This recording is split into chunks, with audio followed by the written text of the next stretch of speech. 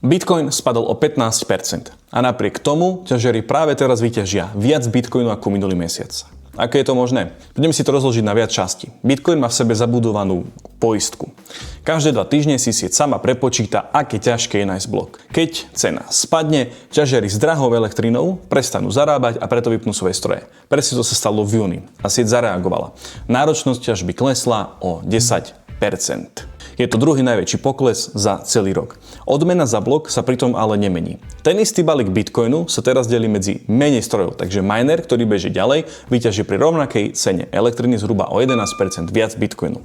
Bez toho, aby si čokoľvek spravil. Ale na rovinu, funguje to aj opačne. Keď sa ťažiari vrátia, náročnosť zase stupne. Takže ťažba je v podstate jediný biznis, kde ti odchod tvojej konkurencie automaticky zvýši tvoju produkciu. Nie je to nejaká náhoda, je to zabudované priamo v kóde. Koľko by ale vyťažil tvoj miner po tomto poklese pri tvojej cene elektriny? Vytvorili sme pre teba kalkulačku. Napíš do komentára slovo kalkulačka a zašleme ti ju.